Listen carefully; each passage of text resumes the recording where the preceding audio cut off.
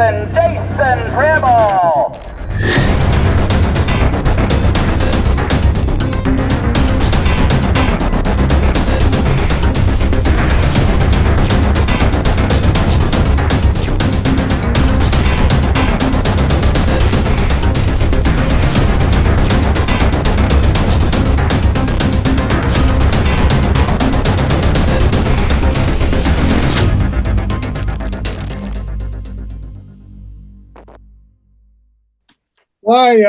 Why don't we get this car going down the road? What do you say?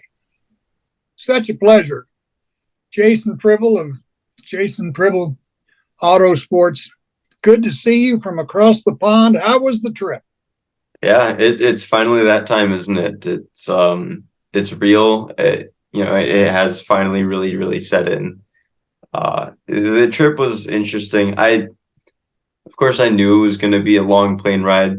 You can say I'm preparing myself for a long plane ride. I made sure I was tired when I got onto that plane, and I could not sleep a bit. Landing there, getting out, seeing London just a little bit, but as we're getting out to the country roads, driving on the M1, things like that, it was weird because everything was so different yet so the same. It was grass, but it was English grass, that kind of thing. But no, like the land here is just different. It's a different shape. The way people drive. There's so much I could talk about, really. Yeah, you're driving on the other side. So the experience so far has been very educational. You seen Big Ben yet or anything?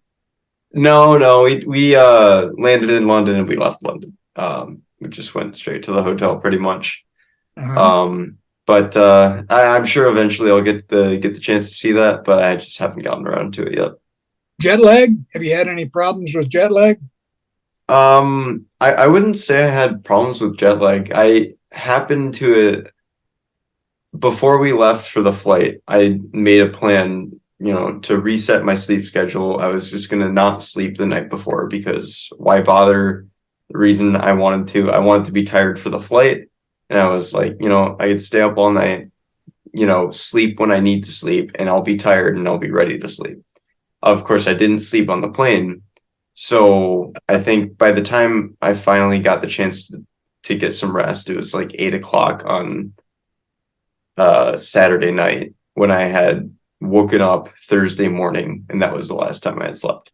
So I think it was just about 60 hours that I had been awake at that point, and I was just drained. It wasn't even jet lag at that point. I was just wiped. So but I've days past I've been doing well, just kind of recovering from that, missed sleep, but since then it's been nice. So people that didn't look it up, you guys are 6 hours ahead of us. You're so like you're already, when it's 8 o'clock there, it's like about two o'clock here, in the Midwest anyway.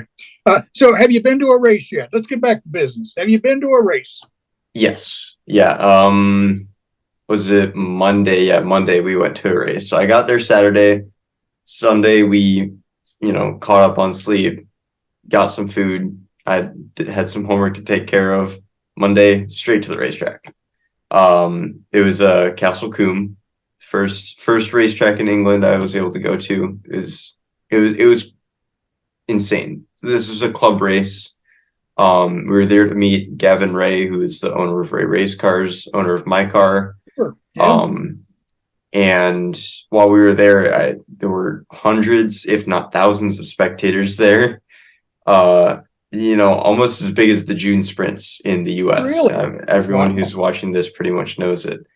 And it was a club race, not like SCCA Majors club race. I'm talking this series only raced at Castle Combe. It was what's a club race? What's a club race? It's basically a club that races only at one track. So the track's racing club, if you were, those in racing know, especially those in karting know of club races as like the local track. There's a local series, and then there's going to be national series where, they're traveling to different tracks. And usually the club racing is a lot lower level, a lot less competitive. generally lower turnout as well. And we get to this club race, and it's bigger than any amateur race I've ever seen in my life. Wow. So that's got me super, super excited. The racing was fantastic. There were some Formula Fords there racing, same cars I'll be racing. Classes were, every class had so many cars in it. Everyone was interested. Everyone was excited about the racing, and it was awesome to be there. A friend of mine wanted to know, asked me to ask you, what about the car that you will be racing? Have you seen it yet? Have you touched it? Have you, been able to take it around the block or anything? Yeah, so was it yesterday? Yeah, yesterday we I got fit to the car. So that involves sitting in a bag of goop or expanding foam and just letting the expanding foam fill out all the empty holes. So that those seats are, specifically molded for me, molded as accurately as possible. Form And fitted. It's a form fitted seat, yeah, right? yeah, it is. Yeah. So we did that. So I got to sit in my car. It feels great. I'm excited. I'm ready to go because seats are always very stressful for me. Both in past experiences where I haven't had seats specially made for me. It makes driving the car a little bit difficult. And then I've had seats that don't fit me that well that are made for me. And it leaves a lot to be desired when you get to the racetrack, and then you got to deal with driving the car properly versus driving the car in the conditions that you're driving them in. So, What kind of but yeah, engine does it have? it's got a Ford Kent engine. They're called Kent engines, named after the guy who built them. It's a 4-cylinder carbureted engine, so it's a little bit different from what we're used to nowadays. At least in the cars in the US, they run Hondas. It's a Honda Fit engine turned backwards because it's front wheel drive. Modern day engine. This is a little bit different. It's carbureted. They got to keep. I think I talked about this a little bit in the past, but you have to keep the engine spun. You have to keep it revved up and through the corners and things like that. So Do you have it's a experience? unique vehicle. You have experience in this type car?